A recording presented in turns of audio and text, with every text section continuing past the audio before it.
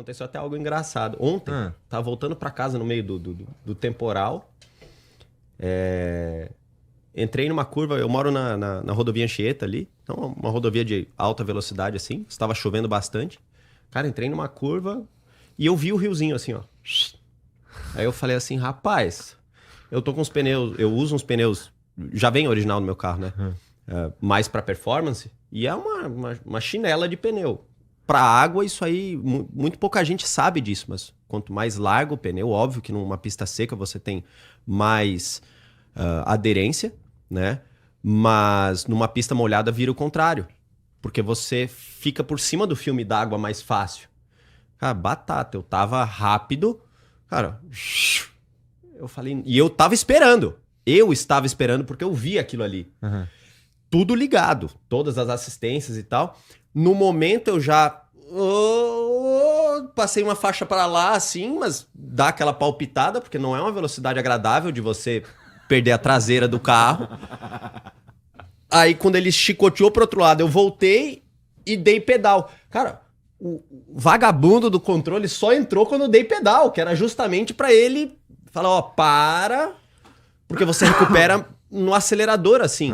Falei, cara, eu fiquei esperando ele entrar o ABS pra segurar ali e não me segurou, cara. Eu falei, meu Deus, cara. Tipo, que merda, hein? Mas tá vendo aí, ó, era pra... Não, mas provavelmente ele não entrou porque na cabeça de quem não tem um pouco mais de aptidão ia ser juntar no freio. E eu não juntei no freio em momento nenhum. Eu já dei o que eu precisava de volante e ele falou assim, tá, não vou me meter, porque se eu me meter é capaz de embananar mais ainda o negócio. Falei, cara, mas tá ficando mais avançado o negócio, mas... Só não faça isso em casa, tá, gente? Não faça isso na tua casa. Aquaplanar, isso pode acontecer. Eu não tava acima do limite de velocidade. É assim, choveu...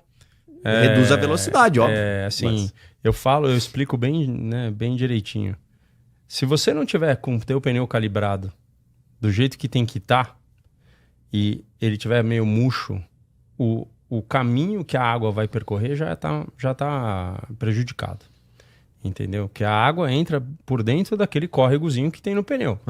E aí, cara, entendeu? E a gente tem que, do mesmo jeito que você tem que ir no médico para olhar se você pode, assim, vamos ver, não tô sentindo nada. Mas, pô, faça um exame uma vez, 2 vezes por ano, porque, pode ser, você já cura logo, o carro é igual, cara.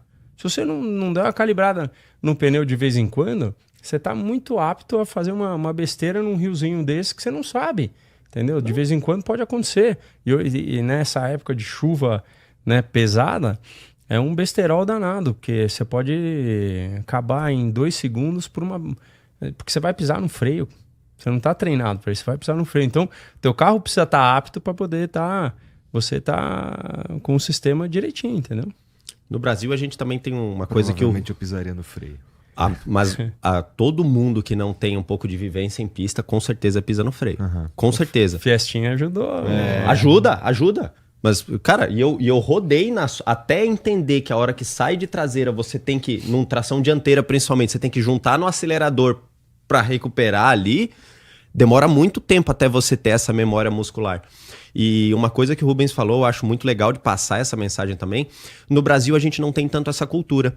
Mas em outros países, por exemplo, onde a gente tem neve, Estados Unidos, Europa, você, em alguns, por legislação, você é obrigado, dependendo da mudança da estação, em ter um pneu adequado para aquela situação de situação neve, ali, por exemplo. De neve ou tudo mais. Cara, no Brasil, eu, por exemplo, ontem, passei um susto e eu olhei e falei assim, cara, eu gosto de guiar carros, gosto dos meus carros. E óbvio que eu uso pneus muito bons. Mas aquele pneu que inclusive vem original no carro é um pneu altíssima performance, mas que não performa tão bem na chuva. Eu olhei e falei, cara, às vezes qual a necessidade de eu ter um pneu que é muito, muito, muito bom no seco, que até inclusive gasta muito mais rápido do que um pneu convencional, de repente abrir mão daquela performance ultra, uber, super, porque eu não vou num track day, é um carro que eu uso no meu deslocamento diário, né?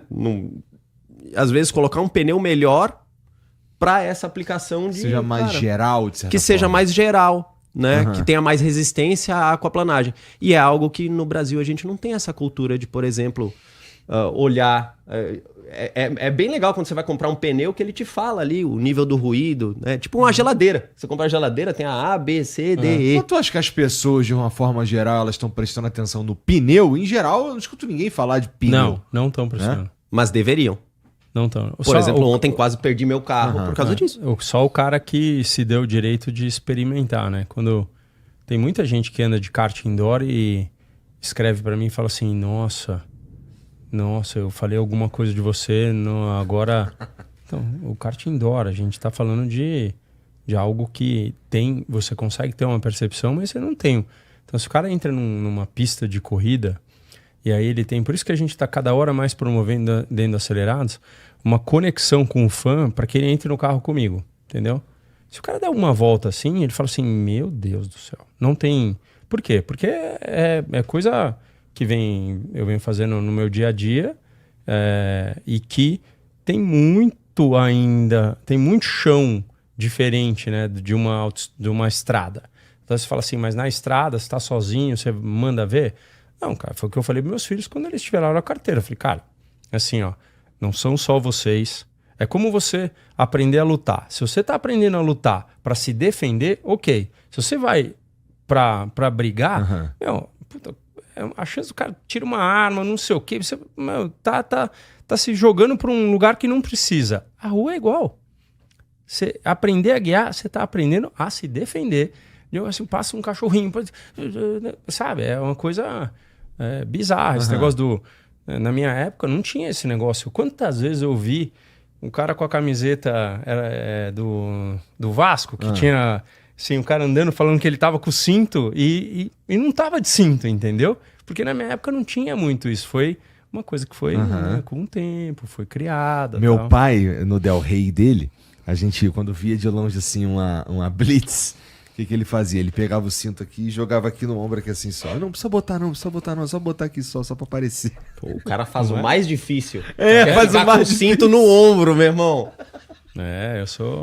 Eu sou da época do Kerry Manguia. Tá.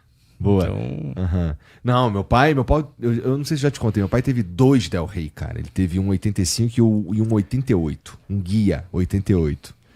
Que assim, ele ficou todo fudido, né? Porque ele foi ter esse carro 88 em 2005, 2006, por aí, sabe?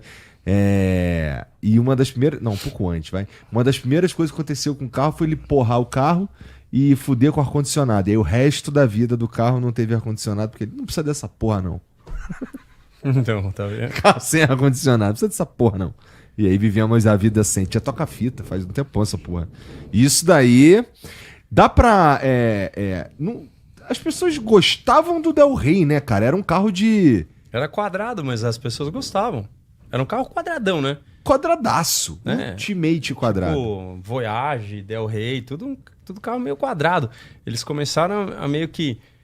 Assim, a Paraty já era um negócio, até um teco mais moderno, porque ela tinha uma cara de SUV, assim, mais alto e tal. Mas esses carros eram, na época, puta, o Escort XR3 era um carro modernaço. Sim. Modernoso, assim, né? Mas o Del Rey tinha outra... Ele era uma característica diferente, né? Ele era mais uma barcona mesmo, era coisa de velho, né? O Del Rey não é coisa de velho? Um carro menor, né? Não era tanto... Porque o Opala, ele tinha essa cara de um pouco mais de senhor e tal. O Landau, aquela coisa toda tal. E o Del Rey era um tequinho mais enxuto, mas ele tinha essa cara igual, quadradão. Fala muito sobre o meu pai, assim. O meu pai é o cara que teria outros vários Del Reys, tá ligado? Tem a ver com ele, parece. Mas... Hoje em dia, assim, o carro que meu pai... Esse Del Rey do meu pai, ele vendeu pra uma merreca do caralho. E uma certa vez eu tava parado na rua lá no Rio, lá eu vi ele passando, cara. O cara mexeu nele. Que era do teu pai? O cara... Agora, o carro ele tava todo esquisito. Ele tava com a bunda abaixada, a ponta levantada e ele andava quase querendo decolar, esquisitaça, né?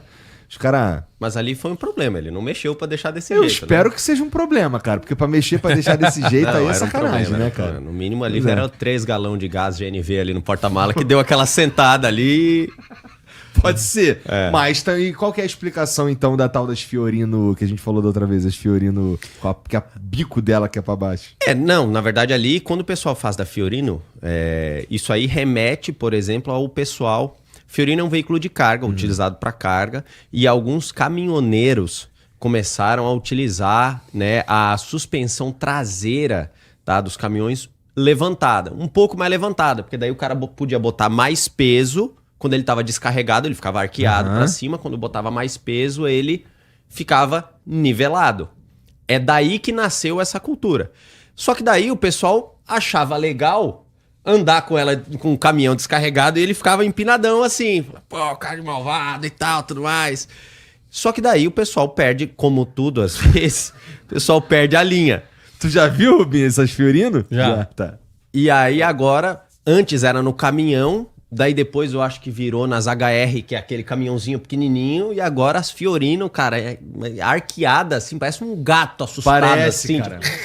Sabe quando o gato se arqueia assim? Mas se os polícia pega, não dá ruim? Existe uma área cinzenta na lei, porque em função em veículos de carga, tá? Se é num carro de rua, acabou, tá? Game over, você modificou ali a suspensão e tal, caralho, características originais, dançou. Veículos de carga têm, por natureza, a capacidade de você mexer nisso porque ele foi feito para carregar com carga. Então, se você tá andando sem carga, você pode... Tem alguns que, inclusive, vinham de fábrica com a capacidade de você regular a altura traseira ali. A válvula de proporcionalidade, que é algo que no motorsport se usa pra caramba para mudar o freio para frente e para trás, é o que nasceu nos veículos de carga.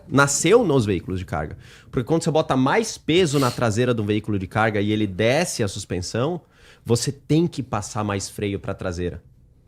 Porque você tem mais peso ali naquele eixo. Então, existe uma liberdade para você alterar a suspensão de veículos de carga. Óbvio, você ainda precisa atingir ali a altura do farol e algumas coisas nesse sentido.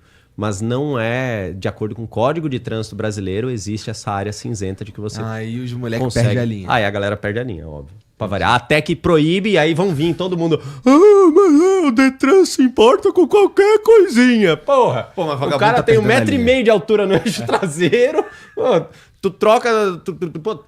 de pé, tu troca o escapamento do cara.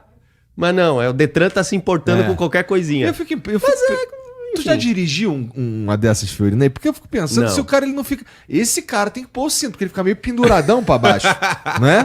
Porque o troço é empinado pra valer. Eu não sei se quem tá ouvindo a gente já viu essa porra, mas é umas Fiorino empinada pra valer.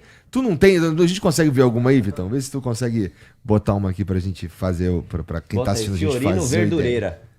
Verdureira? Se botar vai aparecer. Aí é complicado mesmo isso aí, né, cara? Olha lá. Cadê? Essa daí tá pouco. Essa tá pouco, eu já vi muito mais, essa tá pouco. Olha lá, ó. Fiorino GBN. Olha ali, ó. Ah, é aquela lá, ali, ó. Essa Ó, daí, isso. Olha isso aí, ó. Isso daí, eu já É vi isso aí, mano. Isso, vai na rua. Você tá a 120 por hora ali na Bandeirantes com o seu carro que deve frear em 30 metros de 120 a 0. E aí o cara tá nos mesmos 120 por hora aí. Felizão. Bota Nessa aí no... porra aí. É da hora. Eu acho massa porque é cultura de carros e assim... eu acho que a customização é sempre válida, óbvio, desde que você, claramente não coloque a vida dos outros em risco, né?